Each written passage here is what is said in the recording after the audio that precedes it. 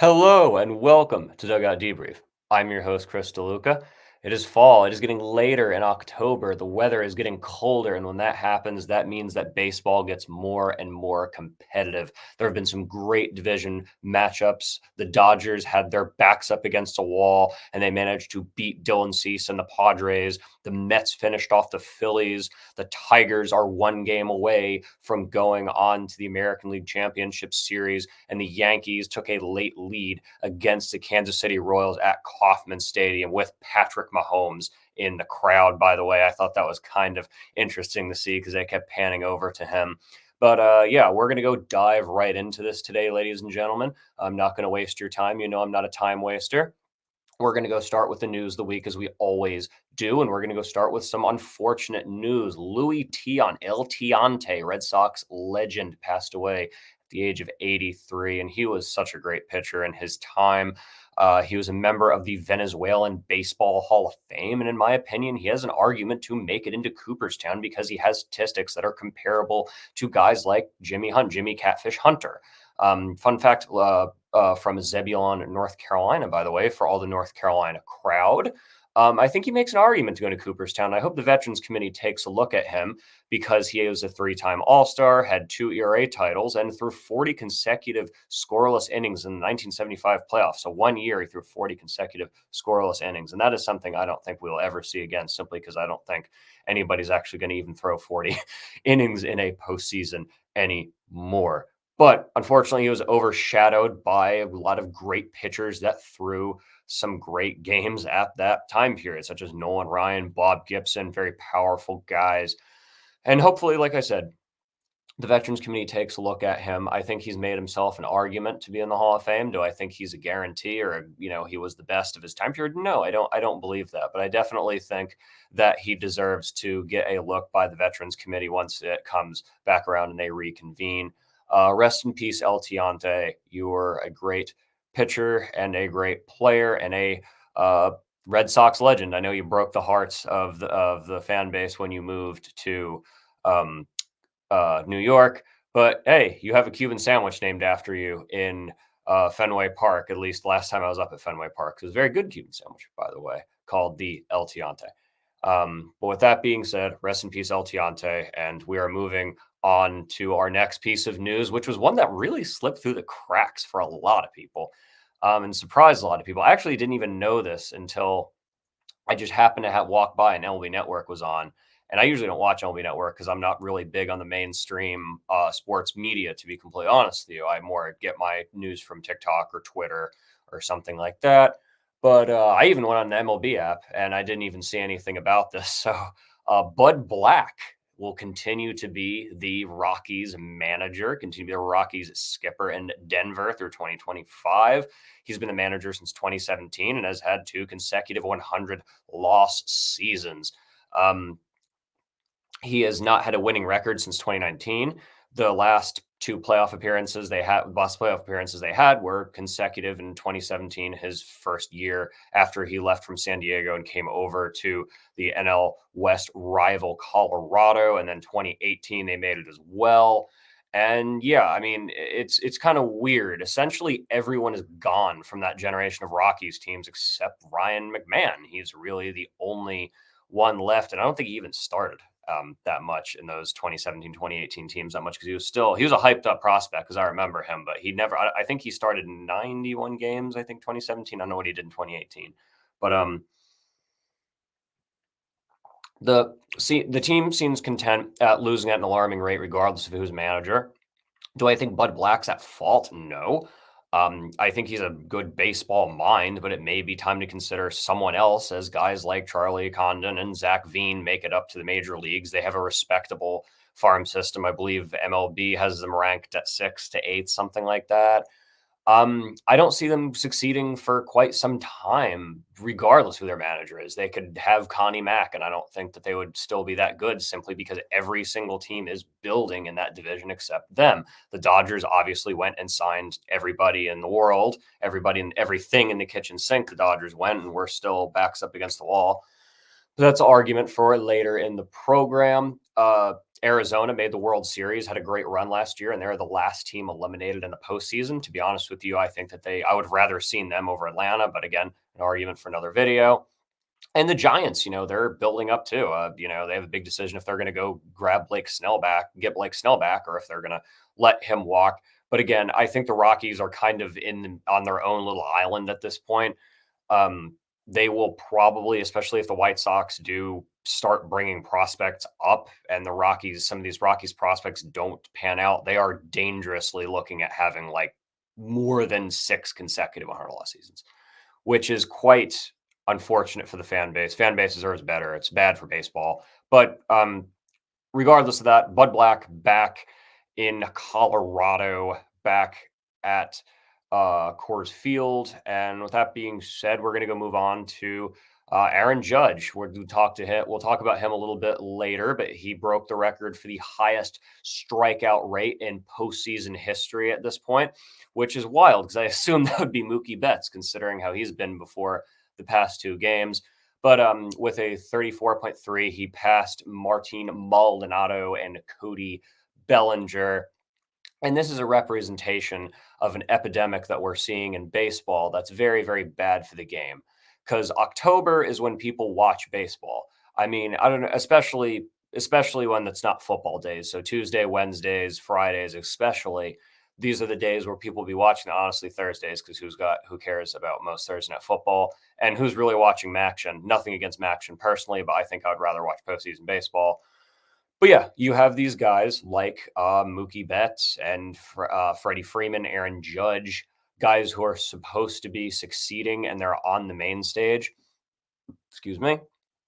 They're on the main stage and they're being watched by millions. This is the time where many, many people are watching, and they completely fall off every October. Obviously, Mookie Betts has kind of gone back on that recently, at least the past 2 games, last night and the night or 2 nights before. But yeah, it's a lot to be said about that, because we as fans deserve better, and it's obviously not their fault. I'm not saying they're doing this intentionally, but it's bad for the game because you want to see these guys succeed in the postseason, and there are guys who have seen the postseason. Hey, look at Fernando Tatis Jr., another guy we're going to be talking a little bit more about later in the program, as we still have much more to talk about. So we're going to go lead into our final news story, which will lead into our first division series breakdown. Tariq Skubal continues his dominance, tossing 7 scoreless innings, only giving up 3 hits against a very, very hit-heavy Cleveland Guardians team in Game 2. And this essentially sealed the American League Cy Young for Skubal.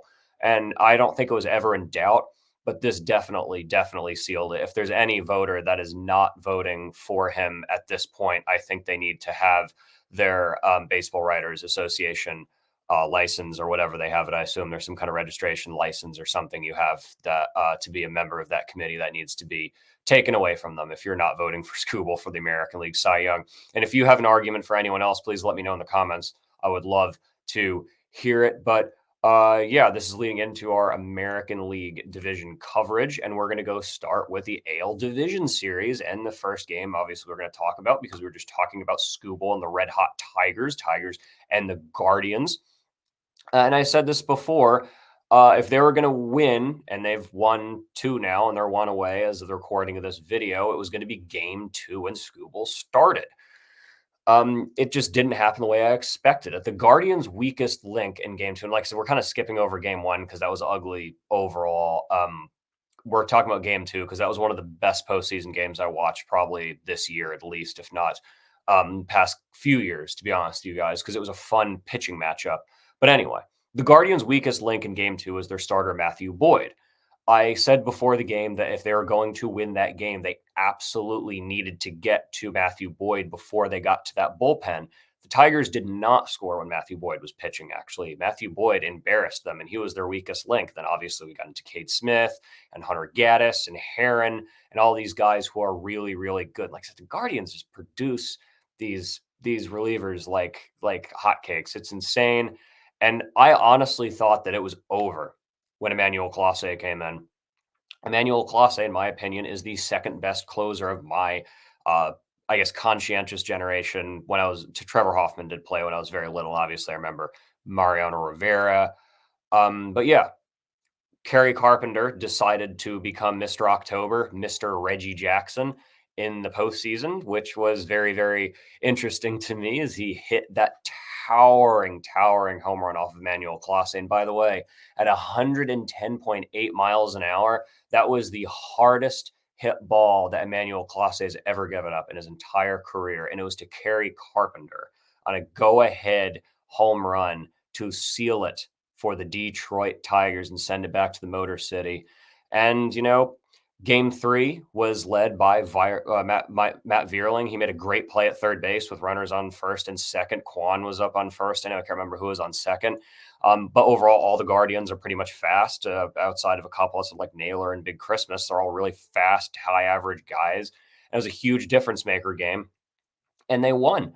And that was just awesome to see that. I think the Tigers have all of the momentum. Tanner Bybee goes for Cleveland next. The Tigers have not announced their starter for as they're recording this video. By the time you guys watch it, by the time this is released, they might have already announced a starter. But as of about 9:03 a.m., it is not announced. But Bybee has been announced for Cleveland, who has kind of struggled in the early season, but got his stuff together in the playoffs. My prediction for it, since the Tigers have the momentum, it's all pitching based. It's totally a pitching based matchup because these are two high average teams. The Tigers have a slightly better power and they have the momentum, like I said. I think there's a good chance that Cleveland does bounce back. I don't think Stephen Vogt and crew bow out this easily. I will slightly give it to the Guardians splitting the series in the Motor City in Detroit and then sending it back to Cleveland. But once it goes back to Cleveland, I think that I'm wondering if they'll throw Scooble on for Game 5. It wouldn't surprise me if they throw him on short rest, especially because they would have the day off because they would have tomorrow, Friday off, and I believe that game would be Saturday. I believe I don't have the schedule in front of me, but it should be. Yeah, like I said, it's totally a pitching base, but I'm going to give the series to Detroit. I just don't think Cleveland with backs up against the wall. They lack the power, they lack the firepower, and all the momentum's going in Detroit's way. So, that being said, we're going to move on to our other American League Division Series, and that is the New York Yankees and Kansas City Royals. We just saw a great game in Kauffman where Stanton pulled them ahead late. We're going to get to that in a second. But like we've said, Aaron Judge has been lacking this postseason. That power needs to come alive. That entire Yankees power still needs to come alive. Even with the Stanton home run, they still need to come alive. Yankees win a critical game 3. Seth Lugo starts but struggles against a hot Yankees lineup who are finally doing what they needed to do. And game 2 was an ugly game for both teams. Just kind of going back to that. Kansas City just edged it out. The Yankees started showing life at the end of game 2 with that Jazz Chisholm home run. And that kind of told me something that even if they split the series in the Bronx, I still give it to New York because in game 4, a guy named Garrett Cole waits for Kansas City.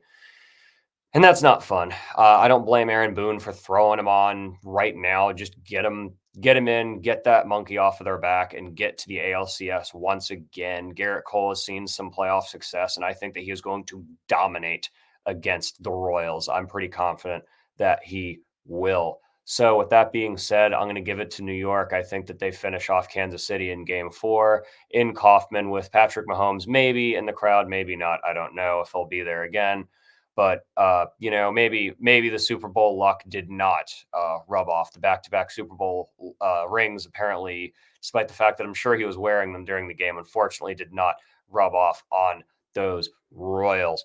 But with that being said, we're going to go move on to the National League Division Series, and we're going to go start with the thing I have the most to say about because it's Dodgers, my team, Padres and Dodgers, backs up against the wall, game 4. We win. It's going back to LA on Saturday. And I am so ready, so excited, so nervous, but feeling ever so slightly better. We're going to go back to game 1. Amazing game 1 offense. The offense did what they needed to do. Ohtani, Freeman, Edman should not have to carry us, especially a injured Ohtani, for a horrible pitching rotation, a rotation that has just been comically bad. Flaherty has not looked good. Yamamoto has not looked good. And Buehler has not looked good. We're running a 3-man rotation. It's rough. It's rough out here, ladies and gentlemen. But game one was a big bright spot, and obviously we're still in it because we won that. Game two was ugly. Nothing else to be said. It was an ugly performance by the Dodgers and by the Dodgers pitching rotation, offense, and the fan base. So we're going to go touch on that because we kind of have to. Throwing stuff in the field is totally, totally unacceptable. And if you do that, you deserve to be thrown in jail. I hope whoever threw a baseball at Jurickson Profar ends up in jail and gets charged with attempted assault. That's just plain straight up. We're not even going to go and elaborate on that. I hope he's still in the LA County jail right now. I hope he's still sitting there waiting. Maybe he has to wait till Monday. I highly doubt it. That is the definition of something you should not do. If you want to go and jeer at guys like Tatis Jr., that is perfectly fine to even say bad words, because if he's going to do exactly what he always does, that. And that's the thing. That's the thing, is if you want to stop Tatis Jr., you have to win. If you want to stop Manny Machado, if you want to stop these hot shots on the Padres, win the series, win games. We won in San Diego in game 4. That's the way to shut them up, because if they're going home packing, they can do this as much as they want, because they'll be doing that for themselves in real life. And I'm not saying that's going to happen. I don't think it's going to happen. I think it's going to be an incredibly close series. Mike Schilt did the right thing by pulling his players off the field for a second and bringing a team meeting to, one, calm the situation, defuse it. Mike Schilt is a great manager. I've spoken positively about him on the program before, when his days in St. Louis, as well as his first year here in San Diego. And also for player safety, because in my opinion, player safety and fan safety are the biggest priorities in any sporting event. So, overall, when it comes to the fans' performance at Dodger Stadium in Game 3, if you are one of those people that was throwing stuff on the field and beer cans, baseballs, whatever stuff, objects in general, words don't matter, but objects do. Like, words don't hurt, but sticks and stones will break your bones. So don't do that. And anybody who does that deserves to go to jail. On a whole other side note, we're going to wrap up that this conversation. Wow, Manny Machado did another classless act. That is not super uncommon for him, such as him, kicking a first baseman in the shin, such as him saying, hustle's not my thing, or the most recent antic he's done, lobbing a baseball towards Dave Roberts, his former manager, which is something you don't do to anyone in general, especially your former manager. So totally classless act by Manny Machado. But like I said, the way that you shut them up is by winning. It was an ugly game. And honestly, I turned on the Cowboys and Steelers game, which didn't even make me feel that much better. It was an overall, the game was an overall representation of how bad baseball culture and those two fan bases really can get. And both fan bases cultures are incredibly rough and deserve an attitude adjustment, if you ask me. Both of them equally. Dodgers and Padres fans are, in fact, not always the nicest people. And I'm a Dodger fan. And sometimes I cannot be the nicest person, but I will never throw things on the field. That being said, we're going to go move on from that. And sorry, I meant game 2, not game 3. That was game 2. My apologies, ladies and gentlemen. That happened in game 2, where everybody was throwing stuff on the field. So we're getting to game 3. Walker Buehler did exactly what I expected him to do in game 3. We had a hot start with Mookie Betts hitting a massive solo shot to get the game, the momentum going. And then, of course, we completely fall off. The wheels totally fall off. We come off the tracks in the second inning, or the bottom of the first inning, when we give up 6 runs, powered by guys like Tatis, Jackson Merrill, Jake Cronenworth, Profar. List goes on. Then a grand slam by Teoscar Hernandez, and then the bats go dead. So we're trailing by 1 run essentially the entire game, because we can't even get a base runner on between the top of the 3rd and the top of the 8th, when Freddie Freeman hit that little meaningless single with 2 outs that ended up surmounting to nothing, and he was already injured anyway. And speaking of injuries, we're going to go touch on another thing real quick with the Dodgers. Walker Buehler and Miguel Rojas do not need to be on the playoff roster. I understand that we can't run a 2-man rotation, but honestly with you, I would rather just have the 3 bullpen games at this point over a clearly injured Walker Buehler. He is still he's still being nagged with something, but the more so one is Miguel Rojas. Miguel Rojas is arguably the biggest locker room guy that the Dodgers have. He's an incredible, incredible leader. He was actually speaking out very, very fervently on social media because a lot of people, Dodger fans, were coming at him. Again, the ugliness of my fan base, which I do not associate with. Um, he's a wonderful leader, but we lost multiple runs due to his nagging groin injury, and we should have started Kike Hernandez or Chris Taylor even. Gosh, I never thought I would say that. Chris Taylor, I never thought I would say that. But yeah, he did not need to start. We gave up 2 runs due to his just lack of mobility. He just couldn't move, and that's nothing against him. He just needs more time to recover. And I get wanting to play through the injury because you're essentially a team captain. He is basically the biggest leader on that team because him and Kershaw are the 2 oldest people that I can think off the top of my head on the team. The most seasoned veterans. Miggy Rose jumped around a lot. He started with the Dodgers when he was in the minor leagues, and he got over, where did he go? Cincinnati, I think. And then he ended up going through Miami, went up, played for Miami for about 8, 9 seasons, and then to the Dodgers. And he's been a great locker room guy. He's been exactly what we needed. And I want to see him on this roster, but I don't want him to start if he is going to be inhibited. Additionally, we could have technically tied the game because, as I said, in the second inning, Teoscar Hernandez hit a grand slam. But before that, uh, Miguel Rojas got on base and he was rounding third and he had to be held up due to him physically not being able to score on a play that he would have otherwise been able to score if not for that nagging groin injury. So, yeah, that's all I got to say. Those 2 guys should not be on the playoff roster. But what are you going to do? We won game 4, bullpen game started by Ryan Brazier, a great start. I almost was wondering why they pulled him out early, but hey, Dave's a genius. I'm saying that now. Facing the amazing Dylan Cease, who's arguably fighting for the Cy Young with Chris Sale. And again, we did exactly what I said we needed to do when he started in game 1, which is get his pitch count up early. And that's what we did. Even in strikeouts, we had long at bats against him. We got him out, I think, after 2.5, 3, he was out. So, look, there was no tomorrow. And I wish we would have gone with the bullpen game in game 3, but what are you going to do? It doesn't matter now because we have a lot of decisions to make. We have a day to rest, or a day and a half, essentially, because they can just drive back up from San Diego. So not that much time between San Diego and Los Angeles up Route, whatever. I can't remember what's not Route 1. That's in Maine. Can't remember the name of the highway that runs north-south in California. But Dodgers win a must-win game. Huge performance by Will Smith, Gavin Lutz, Shohei Ohtani. Great pitching by Ryan Brazier, Anthony Bonda, Evan Phillips. Michael Kopech came in like the 3rd or 4th inning, which was just wild. And yeah, that was a big win. I was happy. I'm not over the moon because there's still a huge game 6 at Chavez Ravine. We will face Yu Darvish, and probably Jack Flaherty will start for the Dodgers. We will see. And we need the bats to do what they did last night. We need the bats to come alive. We can afford to give up a few runs. And it's the same strategy that we needed to have against Dylan Cease, which is get to him early. Overall, I think it's going to be close. And I'm not even going to give a prediction on it because I don't want to. I don't want to jinx it either way. I'm just happy it's been a good series. If San Diego is to win, I will be happy because we were not projected really to win this due to our really banged up pitching rotation.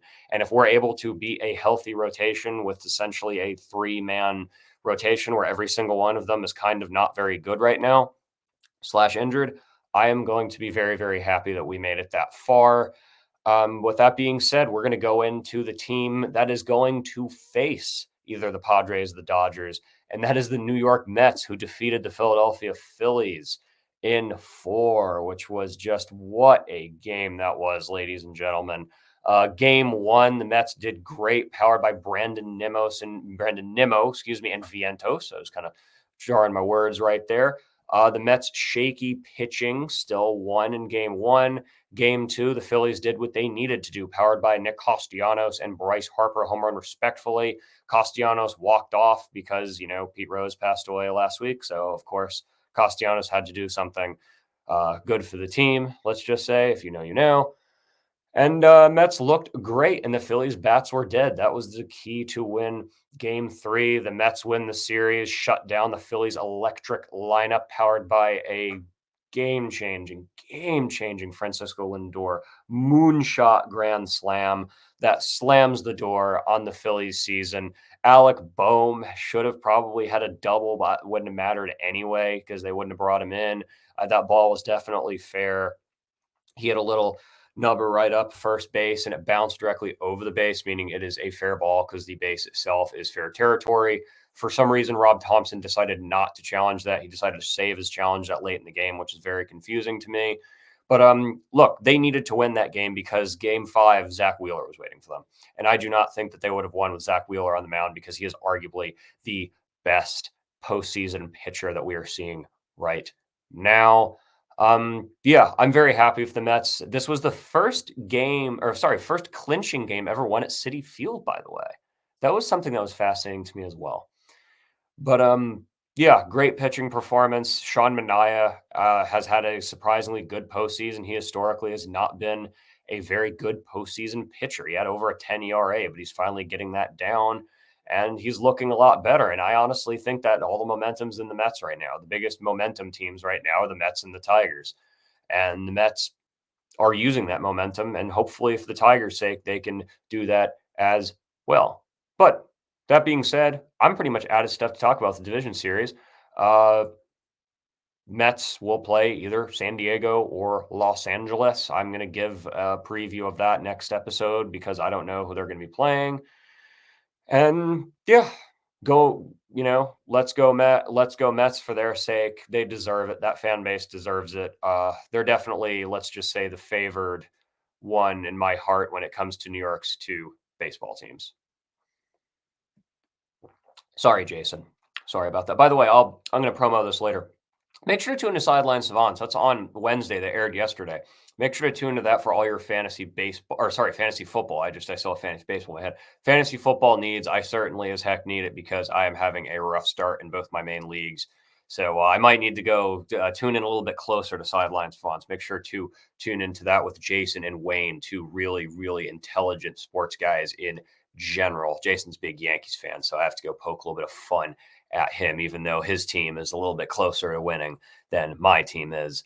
But regardless of that, trivia question time. Last week's trivia question is who is this player? What player is this fact associated with? It's morning. My mind's still a little bit jarred here. More men have walked on the moon. That was 12 people have walked on the moon, ladies and gentlemen, that have scored off of blank in the postseason, and 11 people have scored off of said man. We're going to give you just a few seconds. 1, 2, 3, 4. Da, da, da, da. Mariano Mo Rivera. More people have walked on the moon than scored off of Mariano Rivera in the playoffs. One of which was Tony Womack. Fun fact: the guy who came in to score when Luis Gonzalez hit his famous little blooper into center field and sealed the World Series in Game 7 for the two Diamondbacks in 2001. Tony Womack, pride of Guilford College, by the way, from Greensboro, North Carolina. Again, shouting out my North Carolina crew because we have a lot of North Carolina people on this Boom Broadcasting team. Looking like a Mark got it right, by the way. So make sure to subscribe to him. He dropped the answer in the comments like only not even an hour after the episode was dropped. So looking like a Mark, make sure to subscribe to him for all your professional wrestling content. He has some great content over there. But with that being said, we have our trivia question for this week, and we're going to get out of here. We're going to try and cut this around 31 minutes or so, roughly. Who is the only player to win the MVP in both the American League and the National League? That is this week's trivia question. Who is the only player to win the MVP award in both the American and National League? No Googling. I know it's an easy Google, but let's just have fun and wait till next week because that is when I'll be doing my championship round coverage, and we might even have a little bit of World Series discussion at that point, depending on where the series are by Thursday. I have to go look at the schedule. With that being said, ladies and gentlemen, I want to thank you for tuning in to this week's Dugout Debrief. I'm so happy to be able to talk about something I'm passionate about. And make sure to subscribe to Boom Broadcasting, the best up-and-coming sports YouTube channel, social media, everything. We're everywhere. Make sure to subscribe to us, like what we got. We got some great stuff. Make sure to tune into Out of Pocket on Monday, Tuesdays, and Fridays at 5:30. Excuse me again.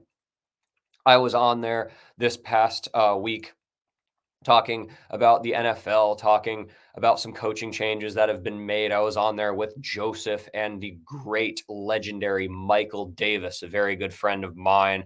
Already said, tune into Sideline Savants with Wayne and Jason, and make sure to tune in to Aaron's Gridiron Address between the 4 o'clock games and Sunday Night Football, roughly around 7:30, 7:45 ballpark. I'm kind of a guy who goes on there a lot. I talked about my Steelers being disappointing after that rain delay on Sunday Night Football. It was a rough night in Yinzerland, a rough night for the Yinzer mob. But that's a whole nother show. This is a baseball show, and we'll talk about the Pirates later in the offseason because I'll be doing myself a little bit of a 30 clubs in 30 days kind of thing, except a little bit more extended. Finally, please make sure to subscribe or follow, whatever they call it, to my TikTok. I post daily, multiple times a day. It is at Chris3623. That is at Chris.3623, excuse me, Chris.3623. So dot as in the period, not the spelled out dot. So make sure to follow that. And I'll be back for the championship series. I'll be back for a World Series preview. And I want to thank you guys once again for tuning in. Have a great week and enjoy the games today.